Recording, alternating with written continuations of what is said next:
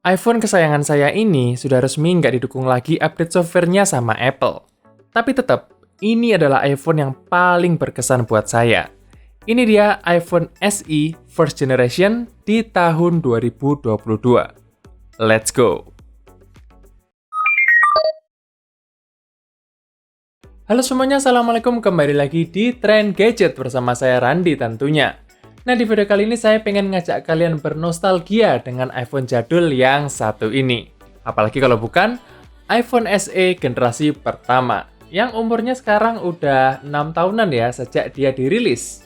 Tapi sebelumnya saya pengen infokan lagi ke kalian kalau di channel ini saya nggak terlalu bahas spek dari barang-barang yang saya review, melainkan lebih ke pengalaman penggunaannya sehari-hari. Jadi kalau kalian yang kesini cuman pengen tahu spek dari HP ini, mendingan kalian tutup aja video ini dan langsung aja googling, karena itu akan menghemat waktu teman-teman semua. Oke, jadi kenapa tiba-tiba saya pengen bikin video review soal HP ini lagi? Kan dulu saya pernah review ya udahan di tahun 2019. Nah, kenapa saya bikin lagi nih? Jadi, beberapa waktu yang lalu kan kita semua tahu ya bahwa iOS 16 yang akan dirilis barengan dengan iPhone 14 nanti di akhir tahun, itu cuma diperuntukkan untuk iPhone 8 ke atas aja. Alias, HP ini, iPhone SE generasi pertama, nggak akan mendapatkan iOS 16. Jadi dia cuma mentok di iOS 15 aja. Nah, dari situ saya jadi tiba-tiba kangen ya sama HP ini. Karena sebelumnya dia cuma nangkring doang di lemari, nggak pernah saya pakai. Palingan cuma sesekali ngecas doang, dan terus dimatiin lagi.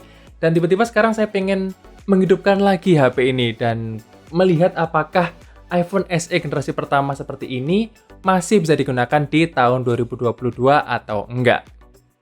Oh ya, sebenarnya HP ini sempat rusak ya di beberapa bulan terakhir, di mana baterainya itu cukup drop dan layarnya itu udah nggak bisa digunakan. Jadi dia udah blank hitam, jadi saya udah nggak bisa mengoperasikan sama sekali. Makanya kenapa HP ini saya simpen dan nggak pernah saya pakai lagi. Nah, untuk keperluan konten kali ini, akhirnya saya memutuskan untuk servis HP-nya, supaya HP ini bisa hidup kembali. Dan tempat servis yang saya pilih adalah Asoris. Kenapa saya pilih Asoris? Karena dulu waktu saya nge-review iPhone 8, saya itu juga sempat servis ya iPhone 8 saya itu di Asoris. Dan menurut pengalaman saya, pelayanannya sih oke ya, dan juga harga spare part-nya nggak terlalu mahal. Jadi recommended lah buat saya. BTW ini nggak di-endorse ya sama Asoris, tapi kalau Asoris mau nge-endorse, ya boleh banget. Sampai di sana iPhone saya langsung diganti baterai dan layarnya dalam waktu cuma 20 menitan. Cepet kan? Dan dari situ saya juga baru tahu nih kalau iPhone SE saya ini kondisi layarnya memang udah nggak ori dari awal saya beli dulu. Ya maklum sih karena dulu saya belinya juga second. Setelah servis akhirnya HP saya ini udah hidup kembali dengan baterai yang terbarui ya dan layar yang udah saya bisa pakai lagi. Cuman karena memang layarnya ini bukan ori Apple, jadi warnanya itu agak pucat dan lebih putih gitu daripada layar ori. Karena saya punya Apple yang masih ori ya layarnya, jadi bisa banget untuk membedakan mana layar yang ori, mana yang nggak ori. Dan yang dari Asoris yang saya beli ini memang bukan ori Apple, jadi ya ada perbedaan kualitas lah.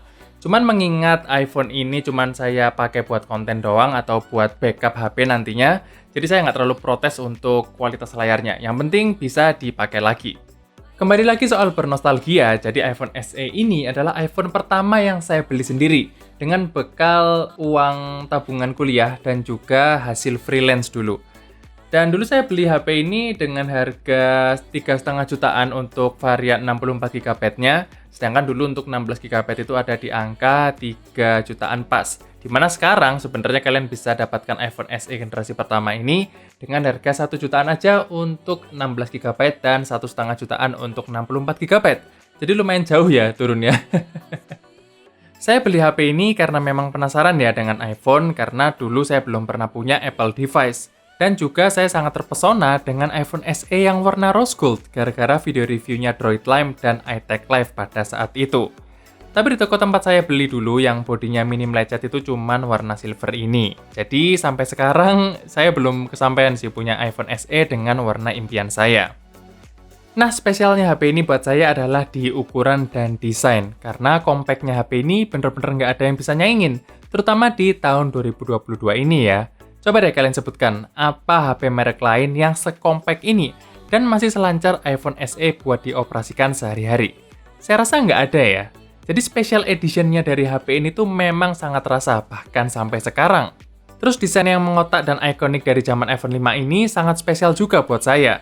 Karena dulu waktu SMA, saya ngelihat teman-teman yang lebih berada ekonominya, itu mereka nenteng iPhone 5 pada saat itu. Dan buat saya itu HP-nya keren ya, beda banget lah sama BlackBerry atau Android. Jadi anti mainstream tapi tetap premium. Jadi sampai sekarang nih ya, iPhone SE ini setiap saya pegang ada kepuasan tersendiri lah dan feeling yang bilang, oh ini toh HP yang dulunya cuman saya bisa liatin doang di review, oh ini HP yang saya cuman bisa liatin doang di teman saya. Kayak perasaan-perasaan itulah yang bertahan selama ini bahkan setelah 3 tahun saya pakai HP ini. Dan paling parahnya nih ya, saya tuh iseng-iseng masih lihat review soal iPhone SE ini dari channel luar negeri, dari channel dalam itu. Saya masih suka ngelihat review-reviewnya karena buat saya HP ini sangat spesial lah. Sesuai dengan judulnya, special edition gitu. Jadi itulah kenapa saya kayaknya nggak akan jual HP ini sih. Walaupun dia udah sampai mati total, mendingan saya pajang aja lah di rumah daripada dijual. Karena memang value nostalgianya dan value kepuasan pribadinya itu sangat tinggi kalau buat saya di HP ini. Coba deh kalian yang mungkin mau gantian cerita di kolom komentar di bawah. Kalian punya nggak sih pengalaman dengan sebuah smartphone atau gadget apapun yang menurut kalian sangat remarkable, sangat nggak bisa dilupakan karena mungkin ada kenangan tersendiri di situ. Coba kalian cerita di bawah ya. Oke, cukup dengan melo-melonya. Ngomongin soal iPhone SE generasi pertama ini di tahun 2022, sebenarnya secara umum nggak ada yang spesial ya, kecuali dari segi nostalgia dan preferensi tadi. Karena memang HP ini sudah bisa dibilang tua untuk sebuah smartphone, dan kita nggak bisa berharap banyak.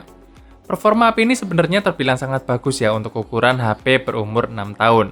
Masih bisa lancar lah swipe sana-sini, pindah aplikasi, dan bahkan saya ngerasa HP ini lebih smooth daripada HP 1 jutaan terbaru saat ini. Berterima kasihlah pada The Mighty iOS. Tapi, performa HP yang keren ini sayangnya kepentok sama kapasitas baterai yang kurang. Walaupun HP ini sudah saya ganti baterainya dengan yang baru. Mungkin kalau saya sedang sekolah atau kuliah masih bisa terimalah dengan baterainya. Tapi saat saya sedang kerja sekarang, saya lebih membutuhkan daya tahan baterai dari handphone yang lebih mumpuni. Dengan baterai yang baru ganti ini, iPhone SE saya bisa bertahan hidup sekitar 18 jam kalau jadi HP kedua. Tapi kalau jadi HP utama, perkiraan saya cuma bisa bertahan ya setengah harian lah, jadi sehari 2 kali ngecasnya. Saya nggak ngetes main game ya, karena saya dan sebagian besar kalian yang nonton juga pasti setuju kalau nggak akan memilih untuk main game di HP sekecil ini. Oh ya, selain daya tahan baterai yang memang kurang, HP ini juga cukup cepat panas ya. Ya, tipikal iPhone zaman dulu lah, apalagi kalau dipakai aplikasi yang berat. Jadi cukuplah pakai HP seperti ini untuk pemakaian ringan-ringan aja. Nah, kita bahas kamera nih. Kamera di iPhone SE adalah hal yang sangat berjasa lah untuk saya di awal-awal bikin channel YouTube dulu. Karena sebelum saya pakai mirrorless seperti sekarang, saya itu seringnya dulu pakai HP ini untuk ambil footage. Dulu saya sempat pakai beberapa HP Android juga ya sebenarnya, kayak Xiaomi Mi 5, Oppo R5, di mana beberapa HP yang saya coba itu juga sebenarnya flagship di harga 4-5 jutaan dulu ya. Tapi entah kenapa untuk syuting yang panning dari kanan ke kiri, dari bawah ke atas, itu di HP Android terlalu patah-patah. Dan saya nggak ngerasakan hal itu di iPhone SE ini. Jadi semenjak saat itu saya berkesimpulan kalau memang iPhone mungkin lebih superior ya untuk masalah pengambilan video daripada Android. Terus gimana kameranya kalau untuk tahun 2022 ini? Saya masih sangat yakin sih kalau iPhone SE ini bisa menyaingi HP baru di harga 1 hingga 2 jutaan saat ini. Bahkan cukup jauh ya bedanya. Tapi mungkin itu untuk urusan video. Kalau urusan foto kayaknya udah 11-12 lah karena HP-HP menengah sekarang juga udah mulai bagus. Dan kalau kita sandingkan dengan HP second lainnya di harga yang sama yaitu Google Pixel, kayaknya iPhone SE ini agak kebanting deh di urusan foto. Oke, saatnya kesimpulan. iPhone SE generasi pertama ini memang udah nggak dapat update iOS dari Apple untuk iOS 16. Tapi, bukan berarti HP ini langsung jadi sampah ya. Karena aplikasi mainstream seperti WhatsApp aja, minimal requirement-nya ada di iOS 12. Jadi secara fungsi, HP ini bisalah dipakai sampai 2 atau 3 tahun mendatang. Secara performa mesin dan kamera buat saya juga masih sangat usable. Nggak lemot, masih cukup smooth, walaupun jangan dibandingkan dengan iPhone keluaran terbaru. Tapi emang gila sih device Apple, bagus banget buat optimasi software dan hardware-nya. Ini device 6 tahun yang lalu loh. Jadi, apakah iPhone SE generasi pertama ini masih worth it untuk dibeli di tahun 2022? Kalau kalian berniat untuk menggunakan HP ini sebagai daily driver atau HP utama, saya dengan lantang bilang gak worth it. Karena kalian akan terbelenggu oleh layar yang kecil dan juga baterai yang gak bisa diandalkan di skenario penggunaan sekarang ini. Jadi, menurut saya untuk aplikasi dan skenario penggunaan kita di masa kini, itu udah nggak relevan lah dengan HP sekecil ini dan daya tahan baterai yang seburuk ini gitu. Tapi kalau kalian hanya ingin bernostalgia, cuman pengen dipakai buat HP secondary seperti saya, menurut saya HP ini masih sangat worth it lah, asal partisinya itu masih ori mungkin kalau kalian bisa dapat, atau setidaknya masih bisa bekerja dengan normal lah, dan kalian bisa dapat harga yang cukup reasonable. Menurut saya ini masih sangat menarik buat dibeli sebagai secondary driver. Oke, mungkin segitu aja ya cerita saya dengan iPhone SE generasi pertama ini di tahun 2022. Kalau kalian mungkin agak kurang puas dengan video kali ini dan pengen review yang lebih komprehensif, kalian bisa aja nonton video review saya soal HP ini di tahun 2019. Mungkin kalian bisa lihat di pojok kanan atau di bawah deskripsi. Kalian bisa nonton aja di situ, oke? Terima kasih buat kalian yang udah nonton video ini sampai habis maupun yang tidak. Jangan lupa like dan subscribe. Dan kita akan ketemu lagi di video berikutnya. Stay update!